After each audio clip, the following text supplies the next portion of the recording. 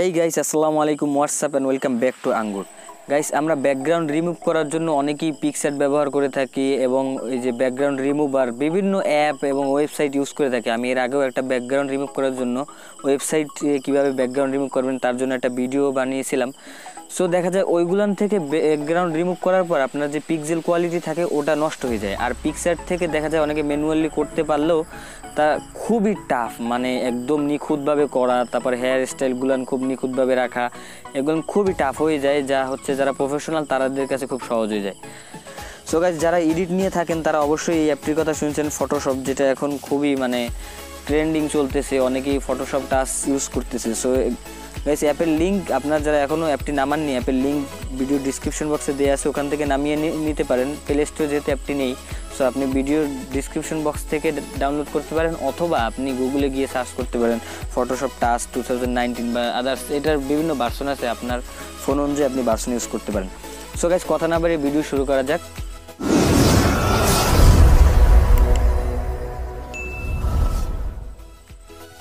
So guys, আপনাকে যেটা করতে হবে ফার্স্ট অফ অল হচ্ছে আপনার এই ফটোশপ টাচটা ওপেন করতে হবে। ওপেন করার পর আপনার এখানে একটা ফ্রন্ট পেজ আসবে। সো গাইস, যারা ফটোশপের টাচের কাজ জানেন না তারা ইউটিউবে অনেক কাজ দেখতে পারবেন, যেমন এনএসবি পিকচার, তারপর হচ্ছে যে কাউকে রিলিজ দেন, যারা আছে খুব ভালো এডিটার তারা অনেক ভিডিও এডিটার এটা দিয়ে করে ছাড়ছে। সো ওইগুলো দেখতে পারেন। আর আমি ইনশাল্লাহ ভবিষ্যতে এইটা নিয়ে আরও ভিডিও করার ইচ্ছে আছে। সো গাইস, এখান থেকে আপনি যেটা করবেন, আপনার যে কোনো একটা পিক এখান থেকে ইম্পোর্ট করবেন। ইম্পোর্ট করার নিয়ম হচ্ছে এখানে এই যে এখানে ক্লিক করবেন। এখানে ক্লিক করার পর আমি এখান থেকে যে কোনো একটা আমার একটা পিক নেব। সো আমার পিকটা আমি নিচ্ছি। সো এখান থেকে আমি এই পিকটি সিলেক্ট করে নিচ্ছি। এখান থেকে যেই পিকগুলো আপনি সিলেক্ট করবেন ওগুলোর উপরে টাচ করার পর এরকমের আসবে। সো এখান থেকে অ্যাডে ক্লিক করবেন। অ্যাডে ক্লিক করার পর দেন হচ্ছে এখানে আপনার এটা ডাটাই ওপেন থাকা লাগে না। সো এখানে আসার পর আপনার এরকমের একটা পেজে আসবে। এখান থেকে এই যে এখানে ক্লিক করবেন। এখানে ক্লিক করার পর দেখবেন এরকমের অনেকগুলো আছে, যে টুল আছে। সো এর ভিতরে আপনি ম্যানুয়াল ইরেজও করতে পারেন, যারা পিক্সআর্টের মতন ইরেজ করেন তারাও ইরেজ করতে পারেন। আর যেটা হচ্ছে বেস্ট, সো ওটা আমি আপনাদের দেখাবো, ওটা হচ্ছে আপনাদের যে এখান থেকে এই যে এই অপশনটা, এইটা হচ্ছে সবথেকে বেস্ট একটা অপশন, যে আপনার যতটুকু রাখবেন অতটুকু উপর একবার দাগ দেবেন, আর যতটুকু রাখবেন না অতটুকুর উপর একবার দাগ দেবেন। সো এখান থেকে এটা কি সিলেক্ট করলাম। এখন এখান থেকে আমি যতটুকু রাখবো সেটা কিপ মানে আমি যতটুকু রাখবো। সো এখান থেকে আমি এইটা রাখবো। আমি কিপে ওখানে ক্লিক করতে হবে না, জাস্ট আপনার ওখানে থাকবে, আপনি আগে কিপ বা রিমুভ যে কোনো একটা দিতে পারেন। সো এখানে আমি এতখানি রাখবো। দেন হচ্ছে এটা গোল করে দিই, আমি সিলেক্ট করে নিলাম। দেন হচ্ছে আমি এখান থেকে আবার রিমুভ করব। সো রিমুভ করার জন্য আমার এখান থেকে আবার ওইটার বাকে এই যে এখান থেকে রিমুভে ক্লিক করার পর সো এখান থেকে এভাবে সিলেক্ট করে নেবেন। সিলেক্ট করে নেওয়ার পর অটো, সো এটার ব্যাকগ্রাউন্ড রিমুভ করে ফেলবে। দেখতে পাচ্ছেন এখানে ফার্স্ট হচ্ছে আপনার সিলেক্ট করে। সো সিলেক্ট করার পর এখানে দেখতে পাচ্ছেন যদি আমার কোথাও কম বেশি হয়ে থাকে যে এইটুকু রাখতে হবে কিন্তু এইটুকু কাটে গেছে, যেমন এখান থেকে দেখতে পাচ্ছেন যে আমার এইটুকু রাখার দরকার ছিল বাট এখান থেকে কাট হয়ে গেছে।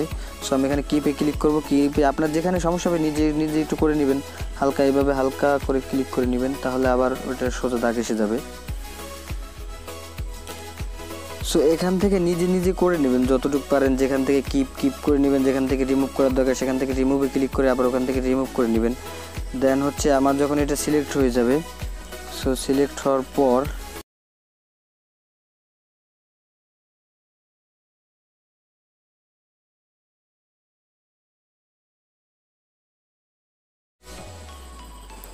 সো এখান থেকে আমার পারফেক্টলি সিলেক্ট হয়ে গেছে। দেন সিলেক্ট হওয়ার পর আপনাদের যেটা করতে হবে এখানে ক্লিক করবেন। এখানে ক্লিক করার পর এখান থেকে এক্সট্রাক্টে ক্লিক করলে আপনার জাস্ট এখান থেকে ব্যাকগ্রাউন্ডটা রিমুভ হয়ে যাবে। সো আমি আগে এক্সট্রাক্টে ক্লিক করব না, এখান থেকে আমি একটু রিফাইন্ড ইউজ করে নেব, যেটা হচ্ছে আপনার ল্যাপটপ বা কম্পিউটার দিয়ে যারা এডিট করে তারা বুঝতে পারবেন। এটা হচ্ছে ল্যাপটপ বা কম্পিউটারের দ্বারা আপনাদের প্রতিটা চুল যেভাবে দেখেন যে ফটোশপের কাজ যারা করে যে চুল প্রতিটা খুব আলাদা করে নেয়। সো এখান থেকে রিফাইন্ড এজে ক্লিক করবেন। রিফাইন্ড এজে ক্লিক করার পর এখান থেকে আপনার যতটুকু সিলেক্ট আছে ততটুকু লাল হয়ে যাবে। সো এখান থেকে আপনি আপনার চুলের যে ওই জায়গাটুকু এভাবে রিমুভ করে নেবেন, মানে এভাবে রিমুভ করে নেবেন যাতে করে আপনার যে চুলগুলো আছে এগুলো খুব স্পষ্টভাবে এসে যাবে। সো এখান থেকে এইভাবে ভালো করে রিমুভ করে নেবেন, যে যদি এর ভিতরে বেশি এসে যায় তাহলে ওটা কেটে দেবে আর আপনার চুলগুলোকে আলাদা করে দেবে। এই রিফাইন্ডে যে কাজই হচ্ছে এটা। সো এখান থেকে আমার যে চুলের ভিতরে আসছে এগুলো আমি রিমুভ করে দিচ্ছি। সো দেন এই যে এবার দেখতে পাচ্ছেন যে আমার প্রতিটা চুল কতটা নিখুঁতভাবে, প্রতিটা চুল আলাদা আলাদাভাবে, মানে যতটুকু লাল হয়ে আছে অতটুকু হচ্ছে আমার ব্যাকগ্রাউন্ড রিমুভ হয়ে যাবে আর কি। আমি এখনও রিমুভ করিনি।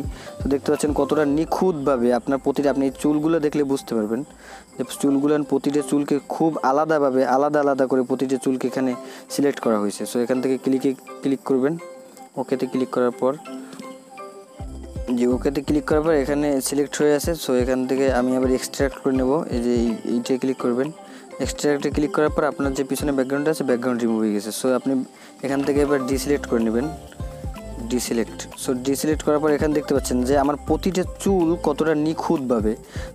সো গাইস, এর ফটোশপের আরও অনেক কাজ আছে যেগুলো না আসলে খুবই অন্য অ্যাপ থেকে আমি মনে করি যে পিক্সাআর্টের থেকেও খুব বেটার। আর এটা হচ্ছে যে আপনার কোয়ালিটি একদম লস করে না। আর এই কোয়ালিটি লস না করার জন্য আপনার সেভ করার সময় যেটা করতে হবে, আপনাকে একটা খুব ট্রিক দেখাই দিচ্ছি, সুন্দর একটা টিপ। সো এখান থেকে সেভ বা ডন্ট সেভে ক্লিক করবেন। সো আমি এখান থেকে সেভে ক্লিক করলাম, সেভে ক্লিক করে এখানে রেখে দেবো জাস্ট। এখান থেকে আপনি ব্যাকগ্রাউন্ড রিমুভ করতে পারবেন, যে কোনো আদার্স কাজ করতে পারবেন। সো এখানে দেখতে পাচ্ছেন যে আমার পিকচার এসে গেছে। এখান থেকে আবার গ্যালারিতে যেভাবে নেবেন, এখান থেকে গ্যালারিতে নেবেন, এখানে ক্লিক করবেন। এই যে এরকম একটা অপশন থাকবে, এখানে ক্লিক করার পর share option, save two gallery. So save two গ্যালারিতে ক্লিক করার পর এখান থেকে আপনার যেই পিকটা নামাতে হবে ওইটার উপরে ক্লিক করবেন। দেন হচ্ছে জেপিইজি অ্যান্ড দেন পিএনজি, দুইভাবে আপনি সিলেক্ট করবেন। সো আমি যেহেতু জেপিইজি ক্লিক করব, সো ওকে ক্লিক করে দিলাম। সো আমার পিকটা কিন্তু এখন গ্যালারিতে সেভ হয়ে গেছে। সো আমি আপনাদের যেই অপশনটা দেখাবো সেটা হচ্ছে যে এইটা আমার ফুল কত কোয়ালিটিতে সেভ হয়েছে। সো এইটা যেভাবে করবেন, এখানে সেটিংস অপশনে যাবেন, সেটিংসে ক্লিক করার পর এখানে দেখবেন যে ইমেজ ইম্পোর্ট নামে একটা অপশন আছে। আপনি যে কোনো, যদি আপনি ফার্স্ট ইমেজ ইম্পোর্টে ক্লিক করবেন, ইমেজ ইম্পোর্টে ক্লিক করার পর এখানে দেখতে পাচ্ছেন যে ম্যাক্সিমাম ইম্পোর্ট রেজুলেশন। সো এটা যখন আপনি ফার্স্ট কোনো সেটিংস না করবেন তখন হচ্ছে আপনার এখানে 4 মেগাপিক্সেল দেওয়া থাকবে। সো এটাকে আপনি সর্বোচ্চ মেগাপিক্সেলে দিয়ে দেবেন 12 মেগাপিক্সেল। যখন 12 মেগাপিক্সেলে দিয়ে দেবেন, এটা ক্লিক করে সেভ হয়ে গেছে। সো এখান থেকে আপনার পিক সর্বোচ্চ কোয়ালিটিতে ওখানে সেভ হবে গ্যালারিতে। আপনাদের যে আমার গ্যালারিতে সেভ হয়েছে, সো এখান থেকে আমার গ্যালারিতে পিকটা সেভ হয়েছে।